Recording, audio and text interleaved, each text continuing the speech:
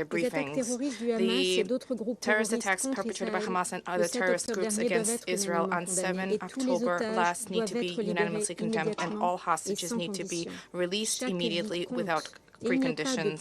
All lives are valuable. There can be no double standards. Israel has the right to defend itself and the duty to do so in a manner that respects international humanitarian law while preserving lives of civilians. Mr. President, Palestinian civilians lose their lives every day in Gaza. Palestinian children lose their lives every day in Gaza. We have heard today that they are also exposed to the worst possible sanitary conditions and heightened risk of epidemic. France France thanks the WHO for its initiatives on the ground. We also applaud the commitment of the UN Secretary General and the work of UN agencies, as well as humanitarian actors on the ground. We extend our sincere condolences to the United Nations after the death of 100 UNRWA personnel. The humanitarian situation is catastrophic, and we must act. To that end, France continues to call for an immediate, sustained, and lasting humanitarian truce, which should result in a ceasefire towards which we must all work. Unimpeded, lasting humanitarian access to the Gaza Strip must be provided as a matter of urgency. All checkpoints need to be opened. The number of convoys need to be commensurate with the needs. Civilian infrastructure and hospital need to be protected. In respect of IHL, there is a need to ensure the immediate restoration of basic services, inter alia, to guarantee access to water, sanitation, and electricity. The International Humanitarian Conference of Support for the People, Civilian Population of Gaza, was organized in Paris yesterday at the initiative of our President, Mr. Macron, and this has resulted in more than €1 billion of financial contributions. Assistance from France for Palestinian civilian populations was €100 million. France also delivered 87 tons of humanitarian cargo.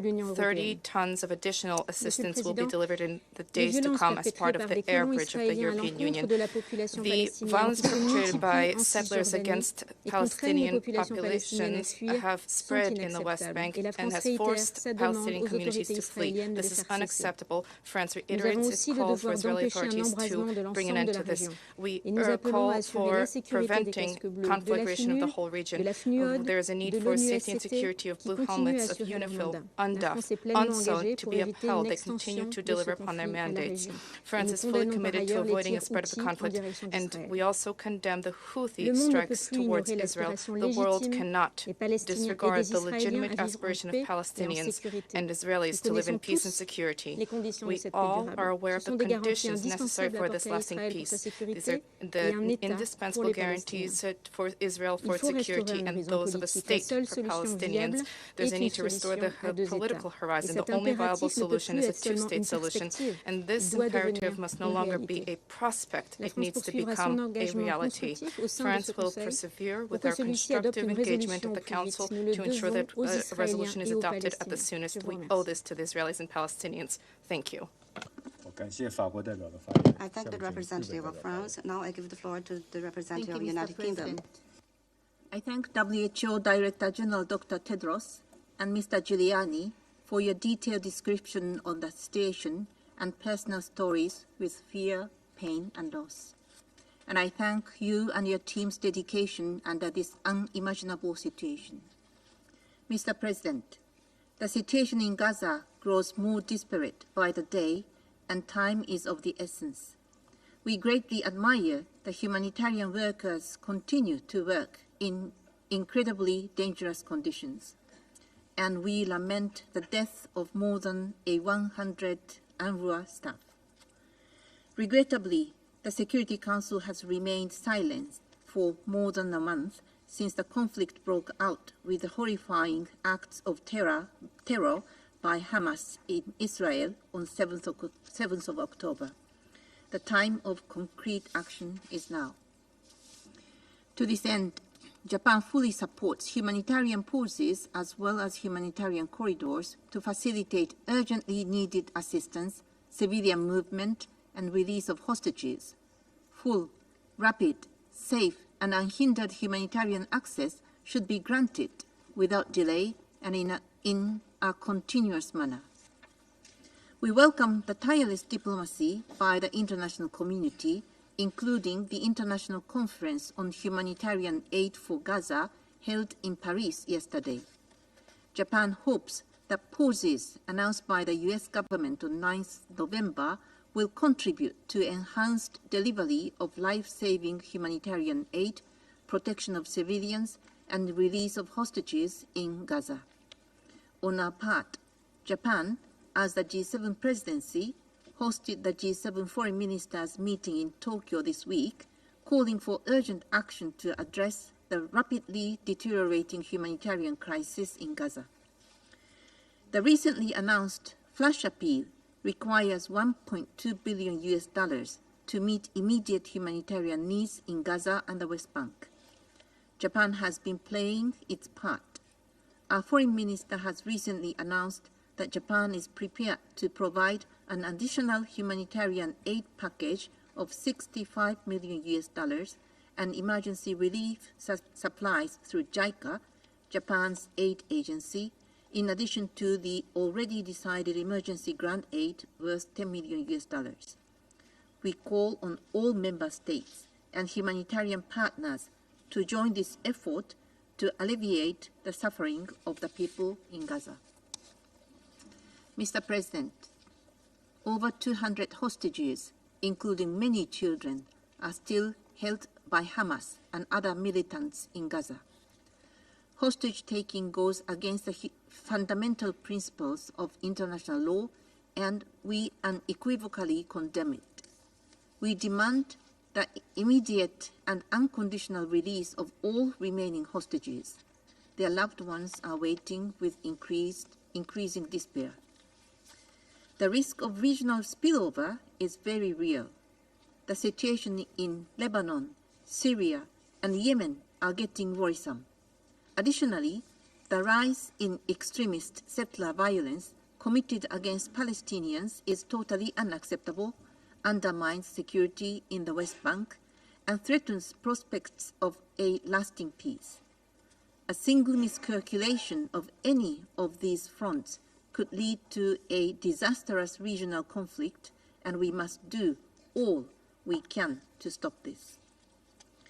This conflict has to end, and relevant parties need to return to negotiations towards finally achieving a two-state solution where both Israel and a viable Palestinian state live side by side in peace and security.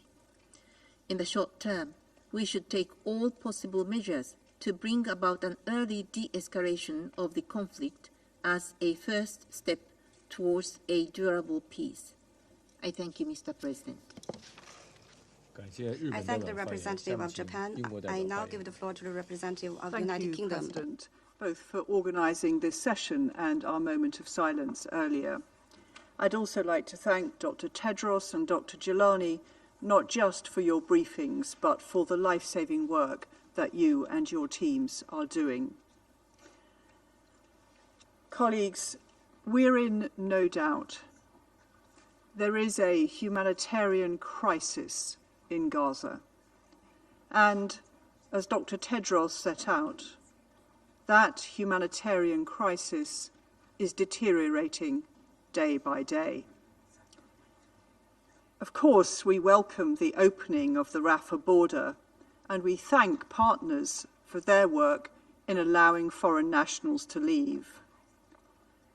But it is essential and urgent that more aid flows in the other direction, into Gaza. Access, both through Rafah and other crossing points, needs to improve so that aid can reach the people who so desperately need it.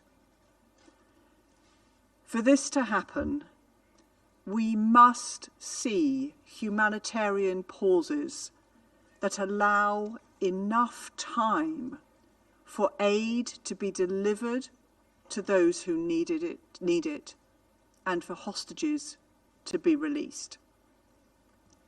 Fuel must be allowed to enter Gaza so that hospitals and water desalination plants can operate and for aid to be delivered. The pauses in northern Gaza are a first step, but any pauses in hostilities should allow sufficient time and security, both for civilians to move and for humanitarian aid to be delivered.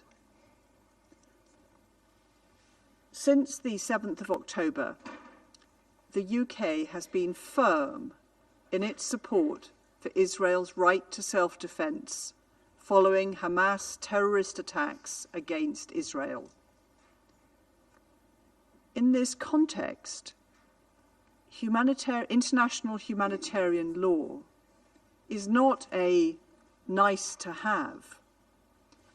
International humanitarian law is what keeps humanitarian workers and medical staff safe to assist those in need and protects civilians and civilian infrastructure, including hospitals, wherever possible. So we urge all parties to the conflict to take all possible steps to minimize harm to civilians, health and humanitarian workers, and to protected sites. And we express our condolences for each life lost. Finally, Mr. President, we have been clear that Israel must do more to prevent escalation in the West Bank. We welcome statements, including that made by Prime Minister Netanyahu, condemning settler violence. But we must see tangible action to bring perpetrators to justice. We also condemn attacks against Israel emanating from armed groups in the region. The UK Foreign Secretary was in Riyadh yesterday, where he discussed preventing regional escalation with the foreign ministers and representatives of Saudi Arabia, Jordan, Lebanon, Bahrain, Kuwait, Oman, and the Palestinian Authority. The Foreign Secretary also reaffirmed the UK's unwavering commitment to a two-state solution. Thank you, President. I thank the representative of UK for the statement. I now give the floor to the representative of Ghana. Mr. President, let me begin by thanking Dr. Tedros Ghebreyesus and Dr. Marwan Jilani for their insightful but sobering briefings to the Council on the medical systems and situation in Gaza. As we have followed closely the unfolding events that have provoked this meeting, we continue to be distressed by the situation in the Middle East and especially in the Gaza Strip, but also in the West Bank. The reported high number of children killed in the present conflict, as well as the continued holding of many as hostages, is deeply distressing.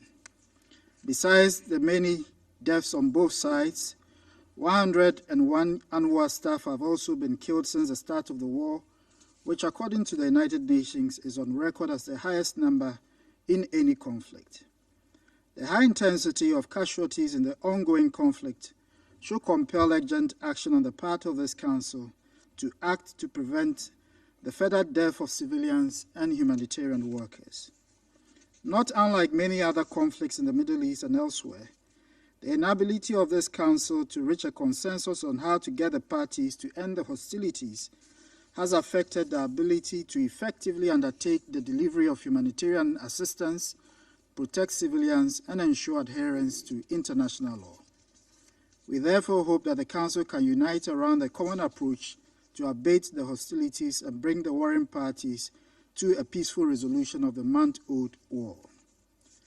Ghana notes the intention to allow a daily 4-hour humanitarian pause in the fighting in northern Gaza to be announced 3 hours before the pause begins each day. We believe more can be done and more should be done.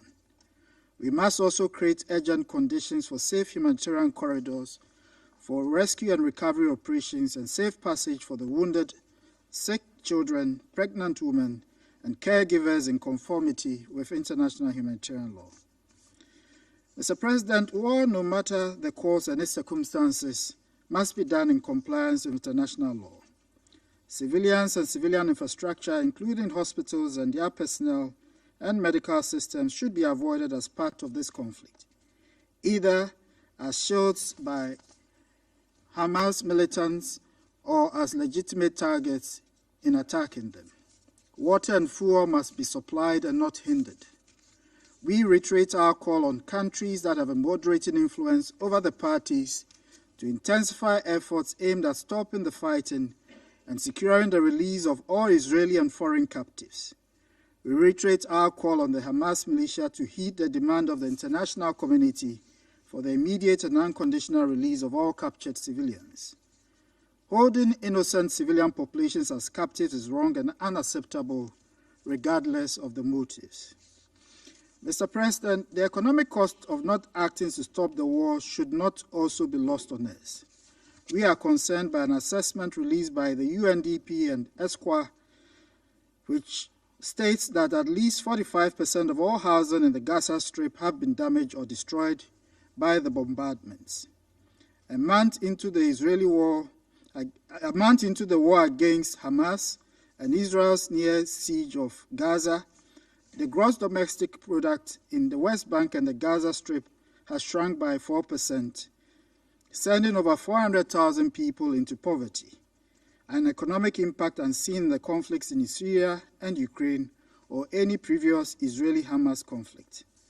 The consequences of the economic devastation on top of the destruction of infrastructure, including the medical systems, could be great unless we act now. In conclusion, Mr. President, we must all be guided by the dire situation on the ground and by the desire of the international community to end the ongoing war, which has resulted in close to 12,000 human casualties on both sides and brought immense suffering to children who constitute over 40% of the fatalities, women and the aged who are the most vulnerable in Gaza. Our conduct and deliberations must reflect the expectations to help the parties to end the ongoing hostilities. We began this meeting with a minute's silence. That observance should galvanize us to silence the sound of guns, rockets, and missiles that have dominated over the lands of Israel and Palestine in the past month. I thank you. I thank the representative of Ghana for his statement. Now I give the floor to the representative of Albania. Thank you, Mr. President. And let me also thank WHO Director General Ghebreyesus and Mr. Gilani for their briefing. We are grateful to them and to everyone working on the ground to deliver life-saving assistance to those in need. Mr. President, the traumatizing developments of the last 4 weeks have shattered the Israeli and Palestinian lives, have brought the region to the brink of a major catastrophe, while the ongoing dramatic developments remain utterly troubling. Hamas continues to ignore the call of the international community and of the United Nations to unconditionally release hostages, which it is holding illegally and without justification. It continues to throw its rockets indiscriminately on Israel, and its leaders rejoice of their massacres and keep repeating that they will do it over and over again.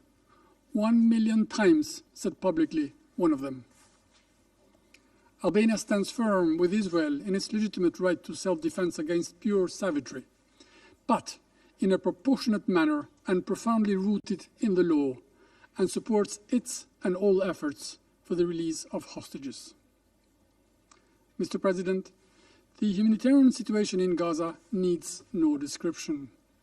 Despite some efforts and improved access deemed insufficient, the current situation is not sustainable.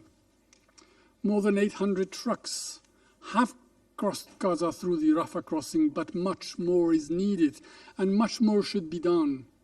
Hospitals should be provided with critical supplies and must remain protected. Further, concrete, improved and urgent actions are needed. Food, water, medical supplies and fuel must be delivered. They should not go to Hamas and their fighters, but they cannot be denied to civilians. We have said it many times and want to repeat it again. Every response to Hamas and their fighting capabilities should be carefully and properly targeted and made with distinction and precaution. Civilians are not responsible for Hamas actions. They do not have to pay for the actions of terrorists and extremists. Civilians and the infrastructure they rely on, including hospitals, shelters and schools, must be protected. They cannot be used for other purposes and cannot be places where Hamas can hide or from where they can operate. Mr. President, while we understand that a terrorist organization should not be allowed to reorganize, regroup, ambush, or continue to kill, as they have shown what they are able to do, while there is fierce fighting against barbarism, there is need to keep and show the best of humanity. While there can be no equation whatsoever between the massacres of Hamas and the military actions of the Israeli army, we need to make sure that protection of civilians and the international humanitarian law do not remain just empty words, but serious commitments to be observed and respected, and which call for prompt and serious actions. The staggering losses in innocent human lives among Palestinians and the unbearable number of children killed are profoundly disturbing. Far too many innocent people are dying for nothing, caught in a war that is not theirs.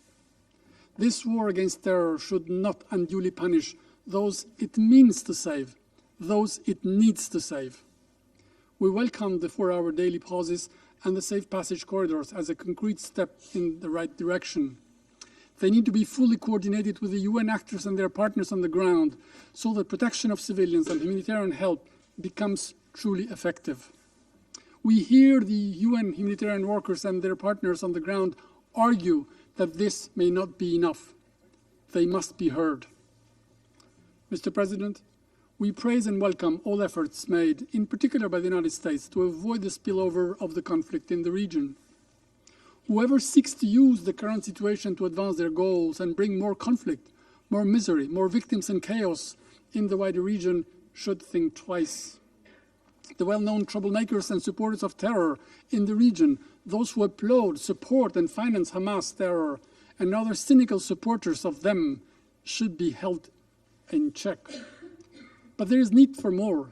As soon as hostilities are over, Gaza, free of Hamas, should emerge with a renewed administration and political organization. It should be rebuilt through a collective solidarity effort.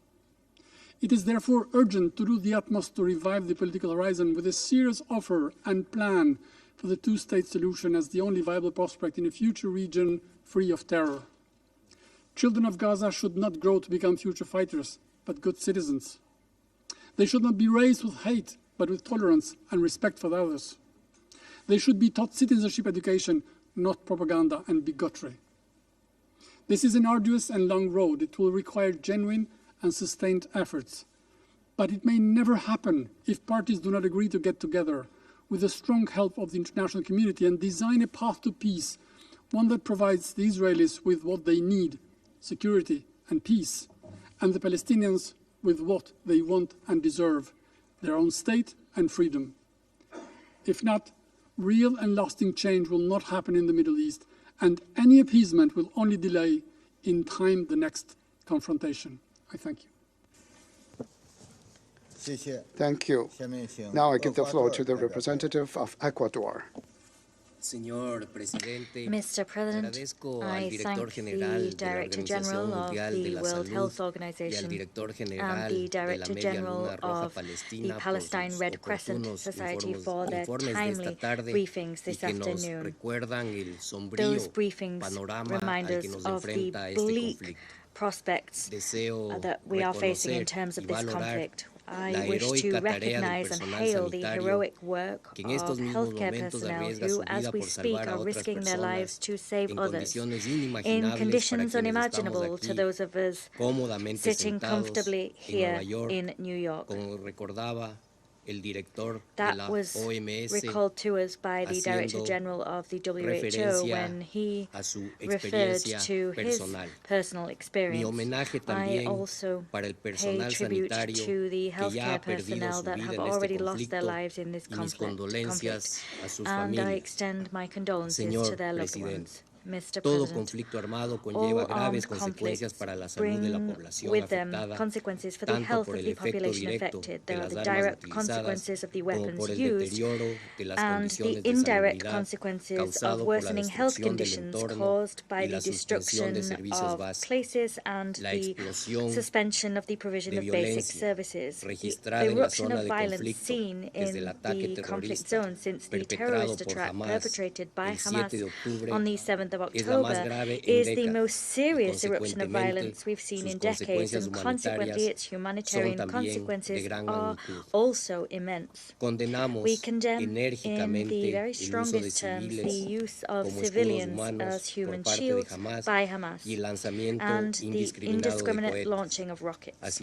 Moreover, we reiterate our condemnation of the death of civilians in Gaza as a result of bombing such as that seen in the area surrounding the Al-Shifa hospital in recent days, as well as the bombing of other health centers, such as those we've been informed about this afternoon. We stand in solidarity with the families of the victims. Civilian infrastructure, including health infrastructure, must never be a target. The International Committee of the Red Cross states that medical units such as hospitals and other infrastructure created for the provision of medical attention must be respected and protected in all circumstances. Medical units may not be attacked, and access to them may not be limited. Parties to an armed conflict must take measures to protect medical units from attacks, such as ensuring that they are not situated in the vicinity of military objectives. Healthcare personnel must also be respected and protected under all circumstances. The provisions of international humanitarian law must be respected at all times and by everyone. Upholding these provisions is not voluntary, and defying them brings with it grave consequences. Upholding them also includes the obligation of releasing hostages immediately and unconditionally. Moreover, humanitarian aid, including medicines, energy, water, food, and medical inputs, must reach those who need it in the quantity required and in a timely fashion. To ensure that this happens, it is vital that there be a humanitarian truce which is immediate, sustained, and upheld. It is impossible to supply hospitals or to distribute aid while hostilities continue. We praise all efforts to protect civilians and to avoid greater suffering. Initiatives such as the International Humanitarian Conference for Gaza held yesterday in Paris are worthy of praise. However, these efforts alone are not enough. We all have a responsibility, individual and collective. We must uphold that responsibility in good faith. It is urgent that those who have veto power reach agreements that allow them to act at this Council. Mr. President, I conclude my statement by imploring all once again to avoid violence spilling over to other areas and to avoid that violence causing the prospect of a peaceful, just and lasting solution to this conflict to grow ever dimmer. We must do everything in our power to serve that goal. Thank you. Thank you. Now I give the floor to the representative of the Russian Federation. Mr. President, we wholeheartedly support the importance of convening of the UAE's initiative to convene a Security Council emergency meeting on the humanitarian situation in the Gaza Strip. We thank the Director General of the World Health Organization, Dr. Tedros Adhanom, and the Director General of the Palestine Red Crescent Society, Marwan Jalani, for their briefings on the situation in the Palestinian enclave. We highly value the selfless efforts of the representatives of the WHO and all humanitarian colleagues who are working on the ground under exceedingly dangerous circumstances. The briefers today provided information about the devastating magnitude of the humanitarian crisis in the Gaza Strip, and this cannot but be shocking. In the Palestinian enclave, there is a real humanitarian disaster unfolding, a tragedy of global proportions. The Israeli airstrikes have fully destroyed or damaged nearly half of residential buildings and vital civilian infrastructure sites. Over the past day, 4 Palestinian hospitals were bombed. 18 of 35 hospitals in the Strip have completely ceased to operate. 35 buildings were destroyed and another 165,000 were damaged. The list of buildings that have been destroyed or wounded are 221 schools, 42 UNRWA facilities, 7 churches, and 56 mosques. The leadership of UNRWA has reported that the victims of the bombings now include 101 staff of the agency. We are shocked and deeply outraged that the targets of the strikes are civilian objects, schools, hospitals, mosques, refugee camps. We emphasize that the deliberate strikes against civilian objects represents an egregious violation of international humanitarian law. Respect for IHL is an imperative. In all wars, there are laws. Any violence against civilians, the conduct of strikes targeting buildings, civilian infrastructure sites are categorically unacceptable. According to existing reports just this morning, the Al-Quds hospital, Al-Shifa, was struck, as was the Khalid bin al-Amanida mosque and Al-Ikhwas mosque. And these mosques are located in the southern part of the Gaza Strip, and this confirms the information that safe zones for civilians today simply do not exist in the Gaza Strip. The Strip has been enduring a brutal, complete blockade, as a result of which civilians are the main casualties. There is an acute shortage of medicine, food, fuel, hospitals lack beds. There is a lack of drinking water, which has spawned an acute worsening of the sanitary and epidemiological situation. The residents of the besieged area are receiving assistance from organizations including the Russian Federation, which is delivering humanitarian support to the population in the Gaza Strip. Today, on the 10th of November, the Russian Emergency Ministry has announced that it will send by plane to Egypt the 4th consignment of food and medicine. This will be 25 tons of food and medicine. Nonetheless, as we heard today from Dr. Tedros Adhanom and Marwan Jilani, despite the fact that the northern part of the convoy received humanitarian convoys, that is clearly insufficient to meet the colossal needs of the Gaza Strip.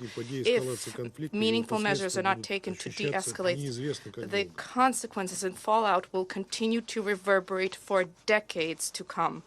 Mr. President, in the shadow of the tragic events in Gaza, there is the forgotten, volatile situation in the West Bank of the Jordan River, which has been consigned undeservedly to oblivion. And since the 7th of October, all major cities in the West Bank have seen an acute escalation of violence as a result of the operations of Israeli security forces and violent acts by settlers against Palestinian civilians, irrespective of what is happening in the Strip. The situation in the West Bank of the Jordan River in and of itself deserves close scrutiny by the Security Council. In clashes with Sahel units over the past month, 148 Palestinians died over the past month. For comparison, in the year 2022, according to UN data, 155 Palestinians died. More than 2,200 people have been wounded. Another 2,000 have been detained. The army is meting out collective punishment, the most significant component of which is the complete blockade of residential areas through the closure of all roads leading to it due to security concerns. Presently, access of the Palestinian population has been blocked to major transport arteries of the West Bank, and this has done significant damage to the local economy. There is ongoing systematic demolition of Palestinian homes that do not have Israeli construction permits. These construction permits are virtually impossible for local Palestinians to receive.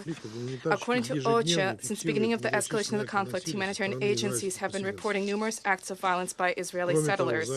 Moreover, in October of this year, as a result of threats from settlers, nearly 2,000 Palestinians have been forced to leave their homes. The easiest, often target are the Bedouin communities, which are isolated. Turning to the Israeli police and army predictably is ineffective and futile. On the contrary, often security forces directly support the settlers in their illegal actions, or at the very minimum, they do not intervene to stop the violence. We emphasize the acts of violence against Israelis and law enforcement and human rights defenders, rather, who are not afraid to speak the truth about what is happening in Gaza. Mr. President, once again, we emphasize the inadmissibility and dangerousness of the escalation of the conflict. We believe that the first step in that direction would be a prompt ceasefire in the Israeli-Palestine conflict zone. Only this, and not certain short-term pauses. Only this is the only real measure that would help to avoid new casualties, that will ensure the delivery of the necessary humanitarian assistance to those in need, that would help to the people of Gaza, and that would erect a bulwark against the further spread of armed confrontation and regional participants being dragged into this. The risks of global and regional confrontation in the region, with huge numbers of historically unresolved problems, conflict spots, and potential risks loom large and are strikingly clear. However, the Palestine-Israeli conflict is a key problem. Without resolution of this problem, there can be no hope for lasting peace in the Middle East. All recent years we've been talking, including during the monthly meetings of the Security Council on Middle East Settlement, we have been talking about the fact that casting into oblivion the entire international legal basis for resolution of the Israeli-Palestinian conflict will result in escalation, and then the entire world will have to undertake the effort to resolve it. Mr. President, the resolution to the Palestinian question by no means should be linked to attempts to expel the Palestinians out of their ancestral lands. There's a need for a meaningful, in-depth, fundamental solution to this protracted historical problem that is firmly rooted in the provisions of international humanitarian law. History shows that attempts to monopolize mediation functions results not in resolution of conflicts, but rather escalation thereof, and we are presently bearing witness to this reality. Washington's obstruction of peace initiatives for the cessation, for ceasefire in the Gaza Strip at this juncture, and its one-sided policy over the course of many years, which has been geared towards their preservation of, as they call it, status quo, and its Washington's so-called peace, a quiet diplomacy, were, in fact, reflective of an unwillingness to implement everything that the parties and countries and peoples agreed to. An absence of any progress whatsoever in negotiations inevitably generated radicalization and conflagration. Once again, I wish to state this in turn could fuel the spread of the conflict and an outbreak of other potential or dormant conflicts in the region. And we have repeatedly stated that the enhanced foreign military presence in the conflict zone, specifically American units and groups in the Eastern Mediterranean, the provocative, hawkish statements, are also part of the overall escalation, and this only escalates the tensions. We believe that resolution of the Palestinian problem on the well-known international legal basis speaks to the long-term space stabilization in the Middle East, that absent this is unrealistic, and without that, Israeli security cannot be achieved either. Today, more than ever before, there is a need to urgently resolve the objective of stanching the bloodletting, avoiding unilateral actions, including settlement, like absorption of the regions of the West Bank of the Jordan River, encroachment upon holy sites in Jerusalem, incitement to violence and terrorism. We especially emphasize the importance of Palestinian unity, and we also fully support the increasingly urgent call now for collective action on the part of influential international players. We also wish to emphasize a central role of states in the Middle East in resolving problems in the region. One cannot allow third parties to exploit the Palestinian-Israel confrontation to derail the positive trends that have been seen of late to normalize the situation in the Middle East region.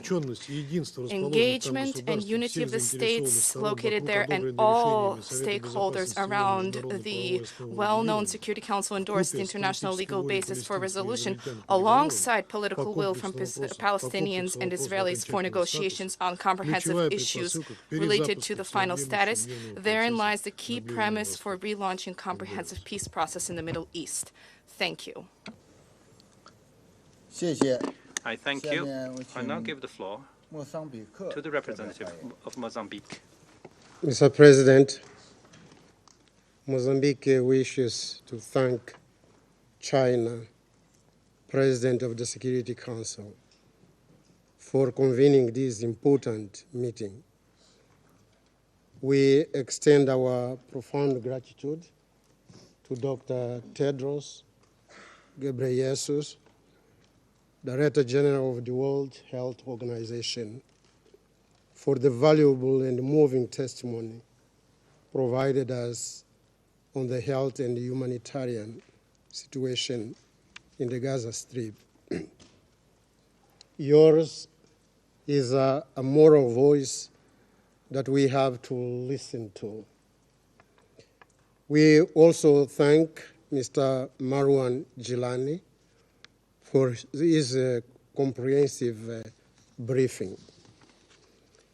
Mr. President, it is with heart broken that we follow the daily reports of incessant attacks on civilians, children, women, men, and aid workers and health workers, as well as the destruction of hospitals, schools, and other civilian infrastructures in Gaza.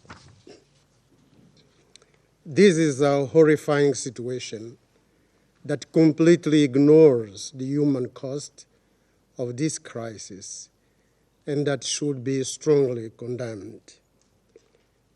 The depriving of food, medicines, water, and electricity to a trapped civilian population as a result of military action compounds the gravity of the tragic humanitarian situation that worsens by the day.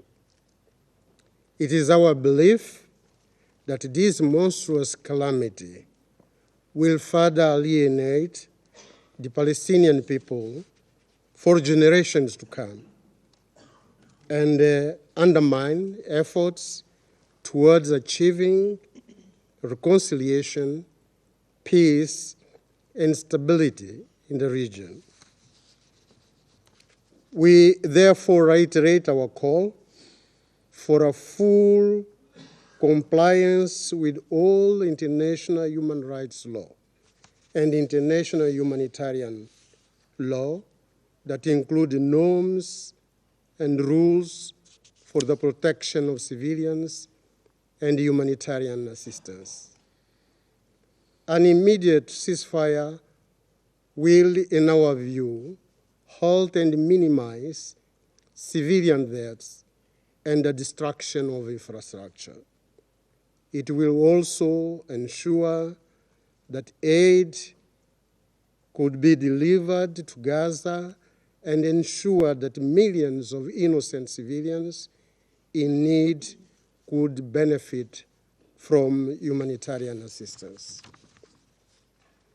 As members of the United Nations, we embrace and fully abide by inherent right of individual or collective self-defense against other states or non-state actors envisaged by Article 51 of the Charter.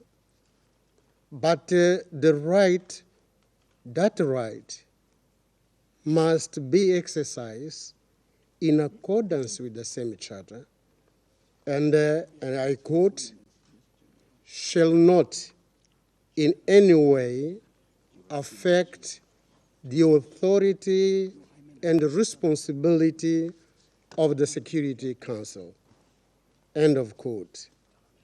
So we are in agreement with those who claim that it is time for the Council to act.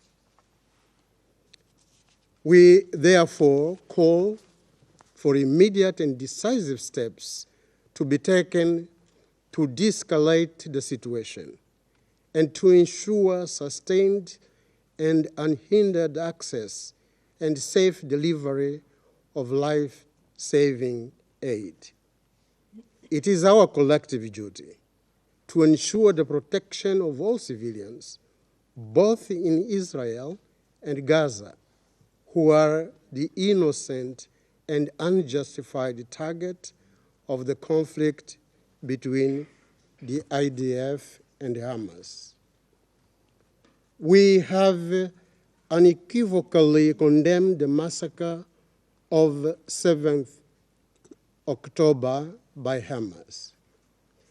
As a liberation movement for our own freedom and independence, our people have never resorted in their struggle to mass killing of innocent people, even those serving the oppressing machinery of colonialists. On the other hand, our people have had an unforgettable experience of being victim of mass killings, massacres, and incidences of crimes against humanity. First, in our condition as a colony, and then as a victim of aggression from the illegal regime in South Rhodesia, and later from the South African apartheid regime. But we have always stood firmly the ground of our just cause. Our conscience, therefore, tells us there is always a moral and legal dimensions to what states and non-state actors are bound to comply with to advance their legitimate causes. It is in this context that we find it important that we keep open the doors for peace, security, self-determination, and dignity for both the Israeli and the Palestinian peoples. We must pursue our efforts and consistently engage with the parties towards a sustainable and lasting solution. The recognized and long-standing need for a two-state solution with Israel and Palestine living side by side in peace and security must be at the center of our efforts aimed at finding the path of peace and justice in the region. I thank you, Mr. President. I thank you for your statement. I now give the floor to the representative of Malta. Thank you, President. I also thank you, Dr. Tedros, for your very moving statement. And I also thank Mr. Gilani for his briefing on the humanitarian and health crisis in Gaza. Malta expresses grave concern at the continued deterioration of the humanitarian situation in Gaza. Tens of thousands of injured, sick, and displaced civilians are sheltering in hospitals and schools, depending on their protected status under international law for safety. A relentless siege and daily aerial bombardments in one of the most densely populated places on earth means that there are no safe zones in Gaza. Yesterday's strikes against hospitals, including Al-Shifa, are deplorable. We emphasize once again that medical facilities, personnel, and ambulances are protected by international humanitarian law and should not be targeted. Just before this meeting started, Médecins Sans Frontières, Doctors Without Borders, informed us of active fighting in and around Al-Shifa Hospital.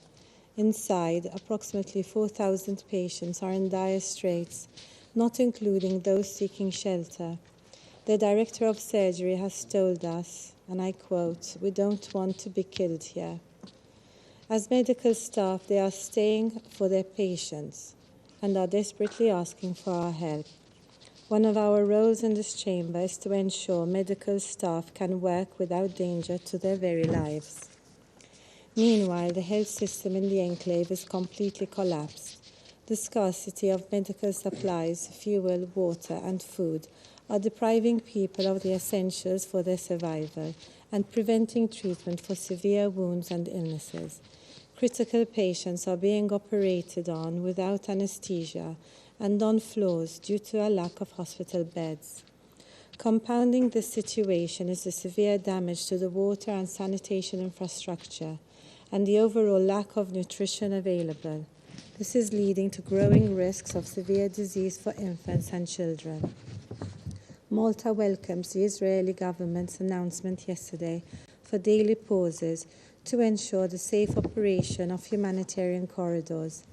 However, we must also stress that to protect civilians in Gaza, longer sustained pauses are needed to allow for humanitarian actors to adequately access and address the rising needs of the civilian population.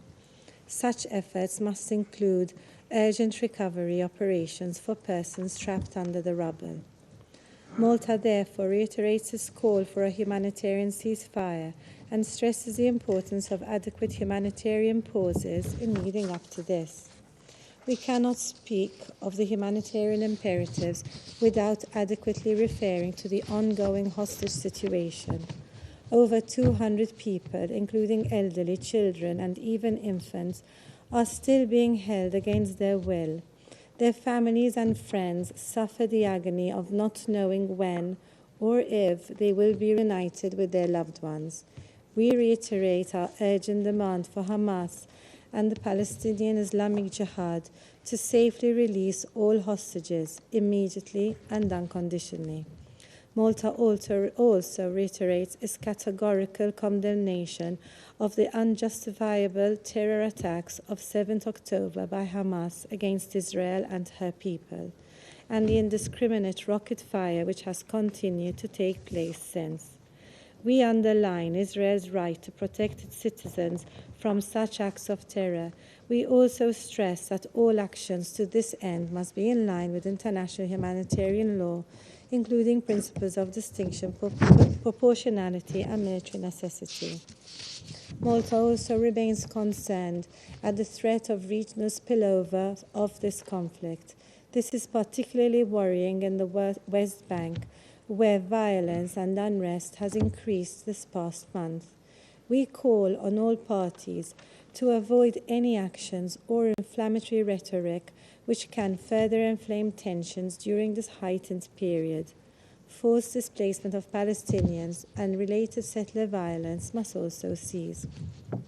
President, I cannot fail to mention UNRWA's tireless work this past month, which has come at great cost of lives of over 100 heroic workers.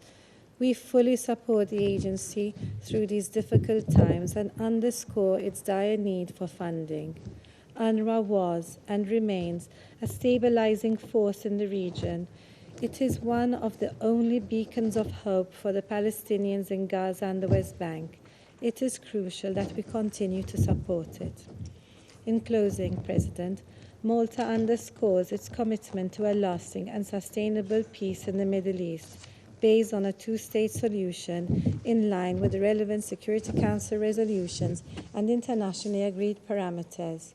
We stress the need to refrain from conflating the legitimate aspirations of the Palestinian people with the terror tactics of Hamas. It is only through a fulfillment of the Palestinian people's inalienable rights, including to self-determination, that we can effectively relaunch a credible peace process. Thank you. I thank you. I shall now make a statement in my capacity as the representative of China. I would also like to, like others, thank Director General Ghebreyesus and Director General Gilani for their briefings. The current round of Israeli-Palestinian conflict has been going on for 35 days now, and the situation continues to deteriorate. When tens of thousands of people, including more than 4,000 children, have lost their lives, when more than 1.6 million people have been forced to flee their homes, when 2.3 million people continue to be cut off from water, electricity, fuel, food, and medicine, and when hospitals, schools, refugee camps, and UN facilities have been frequently targeted, this is not only a humanitarian crisis, but it's more also a crisis of humanity, as described by Secretary General Guterres. This morning, in my capacity as President of the Council, I met with the representatives of Palestine and other Arab countries and those from the Organization of Islamic Cooperation. From our conversation, I was deeply struck by the pain they have deep in their hearts. I was struck by their expectation for resumption of peace and by their expectation for the Council to take effective action. In the face of all this, the world must speak out together. Enough is enough. In the face of all this, the Security Council must do away with the obstruction and interference of some members and take immediate, responsible, and meaningful action to uphold justice and maintain peace. A ceasefire and a halt to the fighting must be put in place without delay. A ceasefire is by no means a diplomatic statement. It is the only hope for the people of Gaza to survive. We call on all parties, especially the major power that has the unique influence on the parties, to put aside all geopolitical considerations and double standards, focus all efforts on the goal of a ceasefire and an end to the fighting. We urge Israel to curb the intensifying settler violence in the West Bank and to avoid this concurring hotspot and the spread of conflict. The protection of civilians cannot be delayed. We condemn all violence and attacks against civilians. We express our grave concern at and strong opposition to the clear violations of international humanitarian law in Gaza. We urge an end to the collective punishment of civilians. We demand that the physical safety and humanitarian needs of detainees be guaranteed and call for diplomatic efforts to facilitate their early release. There is no time to lose in saving lives. More than 1,300 children and their families are trapped in the rubble. We support the Council in taking urgent action in this regard to facilitate a sustained truce of multiple days and an immediate opening of a green corridor for specialized agencies and equipment to enter Gaza to carry out search and rescue operations so as to do our utmost to save children. The Council should also respond to the joint appeal made by Director General Ghebreyesus and Commissioner General Lazzarini to promote the establishment of a medical evacuation mechanism so that pregnant women and those seriously injured and the sick in Gaza can be transferred and treated in a timely manner. The resumption of supply deliveries is urgent. We call on Israel to immediately lift the blockade and completely remove restrictions on livelihood supplies, especially fuel delivery to humanitarian and medical institutions and livelihood facilities. Over the past 2 weeks, just over 500 trucks have entered Gaza through the Rafah crossing, which is a drop in the bucket for the people of Gaza who are struggling on the brink of death. All crossings into Gaza should be utilized. and the Kerem Shalom crossing should be opened as soon as possible. Colleagues, these days we also hear frequent discussions about the day after for Gaza. Regarding this point, it must be pointed out that no arrangement for Gaza can be imposed on the Palestinian people. No solution to the current situation can deviate from the two-state solution. The future of Palestine must be and can only be decided by the Palestinian people themselves. China is ready to continue to work with the international community to make our unremitting efforts to bring an early end to the fighting and alleviate the humanitarian crisis in Gaza, achieve peaceful coexistence between the Palestinians and Israelis, and realize long-term peace and security in the Middle East. I thank you. I now resume my function as President of the Council. Mr. Ghebreyesus required to make a further statement. Now I give the floor to Mr. Ghebreyesus. Thank you, Mr. President. As I said earlier, in Gaza, nowhere and no one is safe. Imagine that you're trapped in that situation. Just imagination. So that's why we're asking for a ceasefire. We're asking for unfettered humanitarian access. And at the same time, of course, we're also asking for the UN Security Council to do everything for the release of the hostages. Then the second thing I would like to say is, because many of you have raised that issue, is the two-state solution. I visited Israel in 2014 when I was foreign minister. And if there was one thing that I underlined then, I said the Gaza situation is unsustainable. It's dangerous. And that Israel should make a solution. And that's the two-state solution. Of course, many say the two-state solution is good for Palestine. But I strongly believe that it's a very good and important solution for Israel too. And during that visit in 2014, what I said to my Israeli counterparts at the time is, please do it for your own sake. The two-state solution, a lasting solution. And I'm really glad, while addressing this acute condition, the UN Security Council is also underlining the long-term solution. So with that, thank you so much again for inviting me. I'm glad to be back to this room where I have been many times before.